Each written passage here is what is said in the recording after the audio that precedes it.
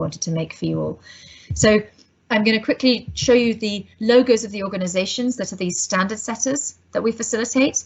And you can see the GSG is one of them, but you can see that they're in good company with the UN agencies, with the OECD, with the leading independent corporate disclosure standard setters, SASB and GRI, who have really dominated the corporate sustainability disclosure market to date.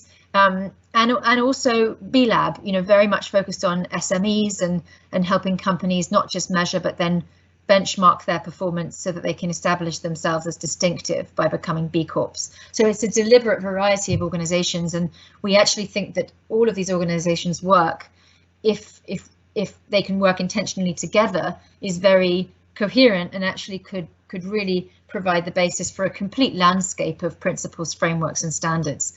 The GSG's role is really to chart the course towards impact-weighted financial accounts, and that's what Ronnie has described. I very quickly now want to take you through what that would mean if you are a company today thinking about your existing financial accounting and how impact-weighted accounting might come in alongside that initially and ultimately replace it indeed potentially in the future. I just wanted to show you that journey so that you can understand how this would fit together with accounting as it stands today. So we have a situation right now where we have financial accounting standards. They're codified by the IFRS. In the US, you have US GAAP, and obviously those are driven, that what becomes a financial accounting standard is very much developed on the basis of company, market and issue-led principles, frameworks and metrics that are useful internally to companies. And over time, those get codified as financial accounting standards. That is very much what's happened with sustainability reporting standards to date. So for those of you thinking about the types of initiatives you're currently engaging with, GRI is one, SASB may be another. They're really at step one, creating sustainability reporting standards by codifying informal metrics that are in use within companies on sustainability into standards for external reporting. And they sit alongside financial accounting standards in that respect. They're the metrics, the standardized metrics. Step two, though, is really where we have already arrived at, which is this acknowledgement that actually the performance on those sustainability metrics is not just sustainability information. It's material for financial value creation. Not all of it, but some of it. And over time, one could argue that a lot of it would become material for financial value creation. And so it's really important that within sustainability reporting standards, there's already this recognition that actually there's got to be a connection across to financial accounting. We know that carbon emissions are very likely to become financially material within a short-term time frame because of the climate crisis. We know that tax contribution, country-level tax contribution, which historically has been a sustainability reporting standard, not part of financial disclosure, interestingly, has suddenly jumped to being financially material in a country like Denmark because the bailout package is contingent on companies disclosing their country-level tax payments.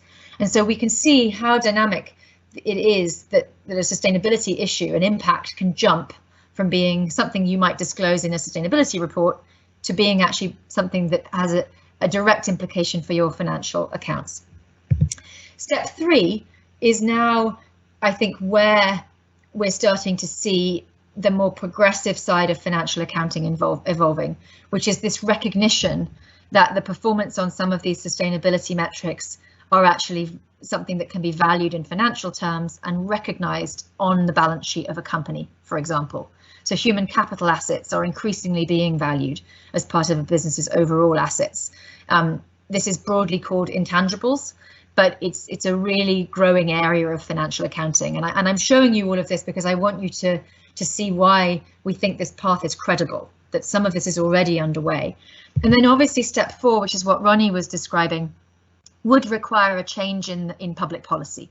It would require governments to go outside of the current mandate of financial accounting of the IFRS and actually produce an additional set of accounts. And it would have to be done on the acknowledgement that investors want information across financial, social and environmental value, rather than purely for financial value for the basis of economic decisions, which is the current purpose of financial accounting. And then finally, just to finish my presentation and then open it up to questions, this is really the ultimate vision, the picture on the puzzle, as Ronnie and I like to say, that one could eventually imagine. And I know that George spoke to this yesterday as well, which is that you could actually imagine in the future that you would move beyond two sets of accounts where it was impact weighted alongside financial to a situation where actually the purpose of accounting was to show value to people, environment and economy, including financial value creation for shareholders, but that the profit line would effectively be net of all externalities. In other words, profits, dividends could only be paid out after all externalities, both positive and negative, have been taken into account. And obviously the change that that would lead to in the world would be tremendous. So I want to finish there with what I hope you find to be a visionary state, that we are now walking along stepping stones